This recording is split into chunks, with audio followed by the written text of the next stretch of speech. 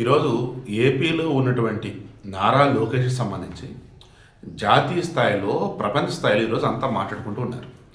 The week అని చెప్పేసి ఇప్పుడు బిజినెస్ స్టాండ్ అని చెప్పేసి గతంలో మ్యాగజైన్స్ కవర్ పేజీ కనుక ఎవరికన్నా ఇచ్చాయి అంటే గణేష్ గోల్డ్ తాకట్టులో ఉన్న బంగారాన్ని విడిపించి కొనబడును. సంప్రదించండి 9966651144.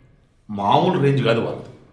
ఈరోజు మన కార్నెగీ మెల్లాగ్ యూనివర్సిటీ చదివినటువంటి BSc specialization in management influence system graduation and Stanford యూనివర్సిటీలో ఎంబీఏ ఎవరు మన నారా లోకేష్ చదివింది. ఆ తర్వాత వరల్డ్ బ్యాంకులో కూడా పనిచేసాడు. ఆ తర్వాత ఇండియాకి వచ్చాక హెరిటేజ్ కంపెనీ ఉంది కదా వాళ్ళది, దాన్ని డెవలప్ చేయడం కోసం ఎన్నో ప్రణాళికలు రచించున్నాడు. ఇక ఆ తర్వాత టీడీపీలోకి రావటం, క్రియాశీలకంగా పనిచేయడం. ఈ మూమెంట్లో నారా లోకేష్ సంబంధించి ఆయన ఎదుర్కొన్నటువంటి అవమానాలు, ఆయన పడ్డటువంటి బాధలు చెప్పలేమండి. అసలు పప్పు అన్నారు, అసలు పనికిరాడన్నారు, బాడీ షేమింగ్ చేశారు. వైసీపీ వాళ్ళు అధికారంలో ఉన్నప్పుడైతే అబ్బా కొరాతి కొరంగా ఈయన పుట్టిని కూడా అవమానించారు. తట్టుకున్నాడు. ఈరోజు తనను తాను చెక్కున్నాడు. ఏ రకంగా నిప్పుల కొలిమిలోంచి బయటకు వచ్చి చూసారా, అద్భుతమైనటువంటి ఒక శిల్పం అలా వచ్చాడు. అందుకే ఈరోజు మన నారా లోకేష్ని చీఫ్ జాబ్ క్రియేటర్ అని చెప్పేసి పొగుడుతూ ఇంటర్నేషనల్ నేషనల్ వార్తా సంస్థలు ఈయన మీద ఒక ఆర్టికల్స్ ఇస్తూ ఉన్నాయి. ది వీక్ ఈ మంత్లీ మ్యాగజైన్కి సంబంధించి వాళ్ళ కవర్ పేజ్లో నారా లోకేష్ సంబంధించి కార్నెగీ మెల్లాగ్ యూనివర్సిటీలో చదివటం కానీ, స్టాన్ఫోర్డ్ నుంచి ఎంబీఏ తీసుకోవటం కానీ అది మెన్షన్ చేస్తూ చివరికి ఈయన ఏం సాధించాడు అంటే హైదరాబాద్ అనే ఒక మహానగరాల్లో సైబరాబాద్ అనే ఒక అద్భుత నగరాన్ని సృష్టించినటువంటి నాయుడు ఉన్నాడే, ఆ నాయుడిని మించినోడు ఈ తనయుడు. ఆనాడు చంద్రబాబు నాయుడు ఒక బ్రాండ్, ఈరోజు నాయుడిని మించిన వాడిగా ఈ బ్రాండ్ అనేది ఏకంగా ఏపీకి పెట్టుబడుల స్వర్గధామంగా మార్చేశాడు. ఈరోజు ఈజ్ ఆఫ్ డూయింగ్ కానీ, స్పీడ్ ఆఫ్ డూయింగ్ కానీ ఇలా చెప్పుకుంటూ పోతే మన రిలయన్స్ కంపెనీ వాళ్ళతో 30 రోజులలోనే అన్ని సెట్ చేసి 65,000 కోట్ల పెట్టుబడులు ఏపీలో స్ట్రీమ్ లైన్ చేశారు నారా లోకేష్. తర్వాత టాప్ మోస్ట్ ఎంఎన్సీస్తో మాట్లాడి వాళ్ళ దగ్గర కూర్చొని వాళ్ళకి అసలు ఏం కావాలి అండ్ ఏపీలో ఉన్నటువంటి వనరులు ఏంటి ఓవరాల్గా అన్నప్పుడు ఇందా చెప్పేనే చీఫ్ జాబ్ క్రియేటర్ అని ఉద్యోగాల కల్పన.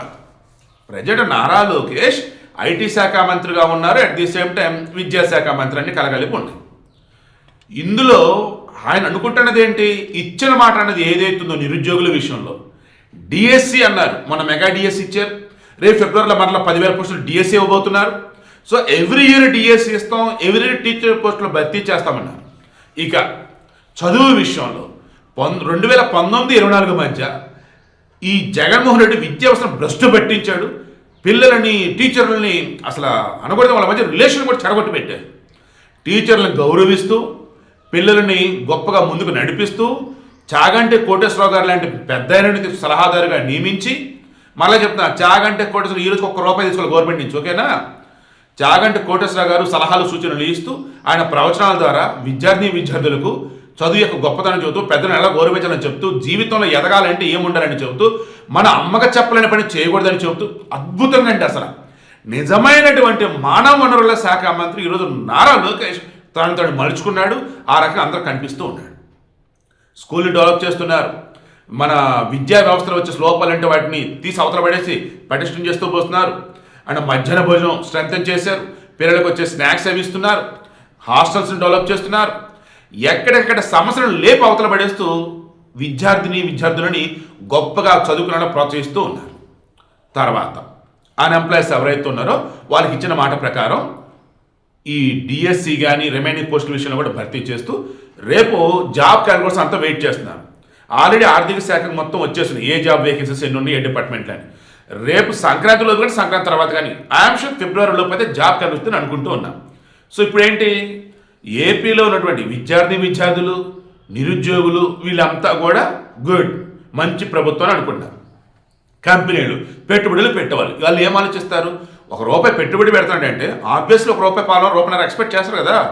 అదే ఈరోజు ఏపీలో ఉన్నటువంటి వనరులు ఏవైతున్నాయో వారికి ఇదిగో మా దగ్గర వనరులు ఇవి, మానవ వనరులు మ్యాన్ పవర్ మీతో పోలిస్తే మా దగ్గర ఇది ఉంది అంటూ ఏపీలో ఒక పవర్ సెంటర్గా నిలిచాడు. ఎవరు? నారా లోకేష్. నువ్వు ఆటోమొబైల్ తీసుకో, మ్యానుఫ్యాక్చరింగ్ తీసుకో, ఫార్మా తీసుకో, ఏరోస్పేస్ తీసుకో, డిఫెన్స్ తీసుకో, డేటా సెంటర్ తీసుకో, ఇలా చెప్పుకుంటూ పోయినట్టయితే అన్ని రకాల పరిశ్రమలకు సంబంధించి ఏపీలో పెట్టుబడులు మీరు పెట్టవచ్చు. మీకు ఏ అనుమతులు కావాలో అన్నీ మేము ఇస్తాం సింగిల్ విండో ద్వారా. అండ్ అసలు ఇక మీకు వసూలు రాజా టైప్ అసలు ఏమీ ఉండదు. ప్రభుత్వంలో ఉన్నటువంటి ఎవరు కానీ బయట ఉన్న ఎవరు కానీ మీ దగ్గర ఏమి వసూలు రారు. హ్యాపీగా మీరు కంపెనీలు పెట్టండి, మా ఏపీలో ఉన్నటువంటి వాళ్ళకి ఉపాధి అవకాశాలు కల్పించండి, ఉద్యోగాలు ఇవ్వండి. వీళ్ళు 2024 ఎన్నికలప్పుడు కూడా క్లియర్గా చెప్పింది అయితే నిరుద్యోగులకు వచ్చేసి నిరుద్యోగ వృత్తి లేదా 20 లక్షల ఉద్యోగాలు కల్పన, రెండింటిలో ఏదోటి చేస్తాం మేము అని చెప్పేస్తున్నారు. ఈ 5 ఇయర్స్లో ఆల్రెడీ నాకున్న డేటా ప్రకారం 7 నుంచి 8 లక్షల ఉద్యోగాల కల్పన ఆల్రెడీ అయిపోయింది. బ్యాలెన్స్ ఏదైతే ఉందో అది కూడా ఖచ్చితంగా చేస్తారు. 20 లక్షలు కాదు 25 లక్షల ఉద్యోగాలు ఇస్తారు. సో అదే ఈరోజు ది వీక్ మ్యాగజైన్ క్లియర్గా మెన్షన్ చేసింది. Chief job creator Nara Lokesh ఒకప్పుడు స్టాన్ఫోర్డ్లో చదువుకున్నాడు, వరల్డ్ బ్యాంక్లో పనిచేశాడు, ఈరోజు ఏపీలో వచ్చేసి మంత్రిగా ఉన్నాడు. బట్ అతను మంత్రిగా ఉన్నా కానీ చేస్తుంది ఏంటి అంటే ఉద్యోగాల కల్పన చేస్తూ చీఫ్ జాబ్ క్రియేటర్గా ఉంటూ ఏపీకి ఫండ్స్ తీసుకొస్తూ డెవలప్మెంట్ చేసుకుంటూ రేపటి రోజు భవిష్యత్ తరాలకు సంబంధించి ఒకప్పుడు ఎవరు పరిపాలించారో తెలుసా? నారా లోకేష్, చంద్రబాబు నాయుడు. ఆ తండ్రి కొడుకుల పుణ్యఫలమేరా ఈరోజు మనం ఈ రకంగా అభివృద్ధి చెందున్నాం అనేలాగా ఈ రోజులు పరిపాలన చేస్తూ ఉన్నారు. మరలా చెప్తున్నా, మీరు గతంలో ఉన్న పాలకులకు సంబంధించి వాళ్ళ పేరు కూడా అనవసరం, గతంలో పాలకులకు సంబంధించి వాళ్ళ పేపర్లో కానీ అంటే వాళ్ళకి సంబంధించినటువంటి డీటెయిల్స్ ఏదైనా పేపర్లో వచ్చినా మ్యాగజైన్లో వచ్చినా ఎలా వచ్చాయి? బెయిలు, జైలు, అక్రమాలు, అవినీతి, లేదన్నప్పుడు ఇండియాలో వచ్చేసి ర్యాంకింగ్లో లీస్ట్, ఇవే కదా. ఈరోజు ఏపీకి సంబంధించి ఇండియాలో నెంబర్ 1గా దూసుకుపోతుంది పెట్టుబడులను ఆకర్షించే విషయంలో కానీ, అదేవిధంగా జీడిపి ఇంకా లేదు, టైం పడుతుంది.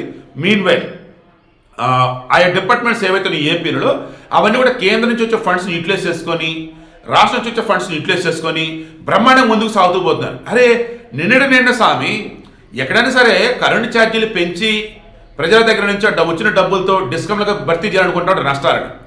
డిస్కమ్లకు నష్టాలలో ఉంటే ఆ డబ్బులు ప్రభుత్వమే భరించిద్దంటూ 4,498 కోట్లు అనుకుంటా ప్రభుత్వం భరించిద్దని చెప్పి ట్రూ అప్ ఛార్జీలు వేయకుండా ట్రూ డౌన్ ఛార్జీలు వేసేసి ₹5.47 ₹5.19 అటువంటి కరెంటు యూనిట్ ఛార్జీలని ఈరోజు ₹4 తీసుకెళ్ళి అడుగులు వేస్తా పోతా ఉన్నారు. నేను నిజంగా ఆశ్చర్యపోయాను. అసలు ఏపీలో డబ్బు చెట్లు కాస్తుందా అని. డబ్బు చెట్లు గాయట్లా ఇబ్బడిముబ్బడిగా పరిశ్రమలు వస్తున్నాయి, పెట్టుబడులు వస్తున్నాయి. ఆన్ పేపర్ ఆన్ గ్రౌండ్ కళ్ళ ముందు కనిపిస్తూ ఉన్నాయి. అందుకే ఈరోజు నారా లోకేష్ని ది వీక్ మ్యాగజైన్ వాళ్ళు కవర్ పేజీగా వేశారు. నాయుడిని మించినటువంటి తనయుడు అన్నారు. బ్రాండ్ అన్నప్పుడు ఒకప్పుడు చంద్రబాబు నాయుడు, ఈరోజు బ్రాండ్ అన్నప్పుడు నారా లోకేష్. ఓవరాల్గా ఏపీలో ఒక పవర్ సెంటర్గా, ఏపీలో ఉన్నటువంటి నిరుద్యోగుల పాలిట వచ్చేసి చీఫ్ జాబ్ క్రియేటర్గా, ప్రపంచవ్యాప్తంగా ఉన్నటువంటి టాప్ మోస్ట్ కంపెనీ అధిపతులకి ఇతను వచ్చేసి ఒక రకంగా చెప్పాలంటే ఒక ఫ్రెండ్లీ మినిస్టర్గా, ఇలా ఎన్ని రకాలుగా చెప్పినా సరే నారా లోకేష్ దగ్గర ఇప్పుడు వంక పెడతానికి ఏమీ ఇలా. ఎందుకు? అద్భుతంగా మాట్లాడుతున్నాడు. ఒకప్పుడు మాట్లాడుతూ రాదనుకున్న వ్యక్తి ఈరోజు అద్భుతంగా మాట్లాడుతున్నాడు, అందరిని కలగలుపుకొని వెళ్తున్నాడు. ఓ పక్క పార్టీని, మరో పక్క వచ్చేసి పాలనని రెండింటి సమపాలన ముందుకు తీసుకొని పోతున్నాడు. అండ్ పవన్ కళ్యాణ్ ఆయన జనసేనని అన్నాన్ని సంబోధిస్తూ అన్నగానే గౌరవిస్తూ ఇద్దరు కలిసి మూవ్ ఆన్ అవుతున్నారు. నేను చెప్పుకుంటూ పోతే పరిపాలన విషయంలో, సంక్షేమ విషయంలో, పెట్టుబడుల విషయంలో అద్భుతాలు చేస్తున్నాడు నారా లోకేష్. ఇంతకు మించి ఇంకేం కావాలండి ఒక పాలకుడికి? ఇంతకు మించి ఇంకేం కావాలండి ఓ తండ్రికి తన కొడుకును చూసి మురిసిపోవడానికి? ఇంతకు మించి ఇంకేం కావాలండి మనకి ఇటువంటి గొప్పవాడి గురించి ఈరోజు వీడియో ఇవ్వటానికి? కింద కామెంట్లో తెలియచేయండి మీ యొక్క ఫీలింగ్స్ ఏంటి.